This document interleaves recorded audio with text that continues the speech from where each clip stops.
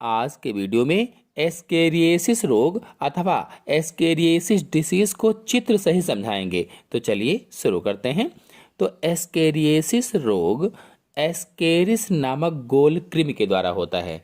मतलब यह एस्केरिस के द्वारा उत्पन्न होने वाला रोग है। एस्केरिस के द्वारा एस्केरिस मनुष्य विशेषकर बच्चों की आंत का परजीवी होता है।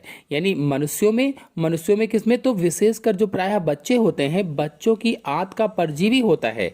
और आपको बता दें, यह आंत में पचे हुए भोजन पर निर्भर करता है। यानी जो एस्केरिस है, ये आंत में जो हमारे पचा हुआ भोजन है उसी को खाकर बड़ा होता रहता है। अगर इसके लक्षणों की बात करें कि कौन कौन से सिम्टम्स होते हैं, तो आंत में एस्केरिस की उपस्थिति का परपोषी पर कोई विशेष प्रभाव नहीं पड़ता है, कोई विशेष इफेक्ट नहीं पड़ता है।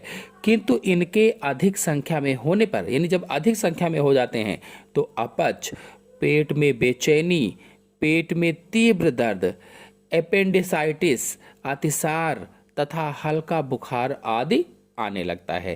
कहने का मतलब ये है कि जब अधिक संख्या में हमारी आंतों में ये हो जाते हैं, पेट में हो जाते हैं, तो अपच हो जाती है, खाना पचता नहीं है, पेट में बेचैनी भी होती है, पेट में तेजी के साथ दर्द भी होता है, एपेंडिसाइटिस भी हो जाता है और हल्का बुखार भी रहने लगता है।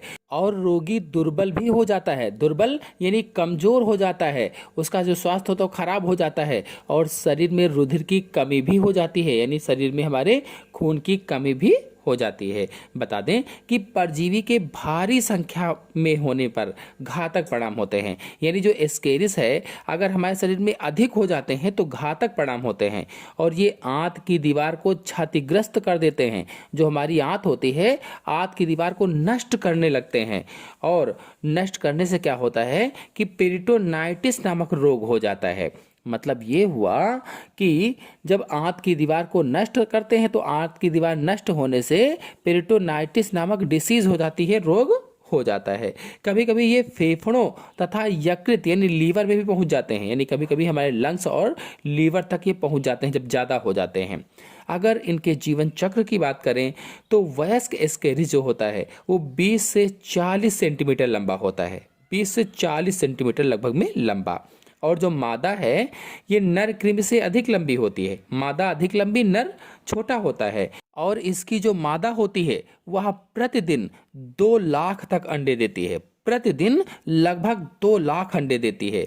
और अंडों के चारों ओर एक खोल होता है और ये रोगी के मल के साथ बाहर निकलते हैं। यानी अगर कोई इससे संक्रमित रोगी है तो उसी मल के साथ में इतने सारे अंडे निकलते हैं। ये पानी व खाने की वस्तुओं को संदूषित कर देते हैं।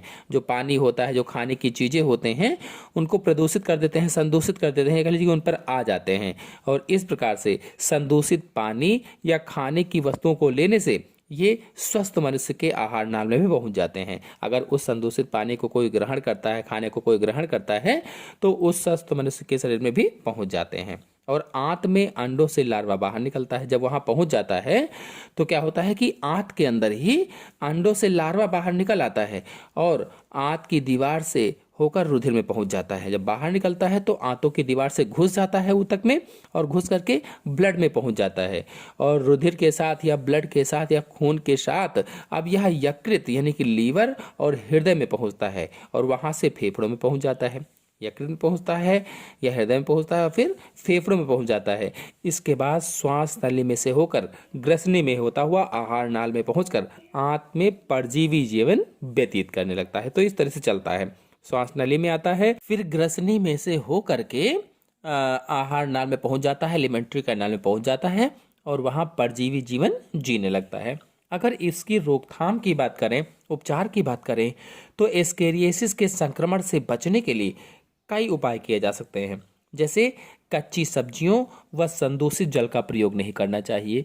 मतलब ये जो कच्ची सब्जियां हैं ऐसे ही नहीं खाना चाहिए, जो संदूषित जल है उसको नहीं पीना चाहिए। फिर अगला है शौचालय साफ सुथरे होने चाहिए। जो शौचालय है उसको डेली साफ करना चाहिए, गंदगी नहीं होनी चाहिए। फिर अगला है कच्ची सब्जियों व फलों को साफ पानी से अच्छी प्रकार से धोकर व पकाकर ही खाना चाहिए। अगला है खाने की वस्तुओं को छूने से पहले हाथों को साबुन से अच्छी प्रकार से धोना चाहिए। जो भी खाने की चीजें हैं उनको खाने से पहले हाथों को अच्छी तरह से धो लें, तब खाएं।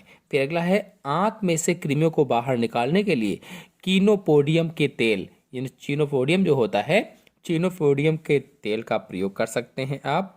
और टेट्राक्लोरोएथिलीन मिश्रण और कह लीजिए कि हैक्सिल रिसोर्सिनाल के क्रिस्टल का सेवन आप कर सकते हैं। मतलब कीनोपोडियम के तेल और टेट्राक्लोरोएथिलीन का मिश्रण आप प्रयोग कर सकते हैं, या फिर हैक्सिल रिसोर्सिनाल क्रिस्टल का सेवन कर सकते हैं, जिससे आंत में जो कृमि होते हैं वो बाहर निकल जाए। इनके अलावा एल्कोपार, एंटीपार व डिकैरिस मेडिसिन का भी आप उपयोग कर सकते हैं, जिससे ये कीड़े बाहर निकल जाएंगे। धन्यवाद।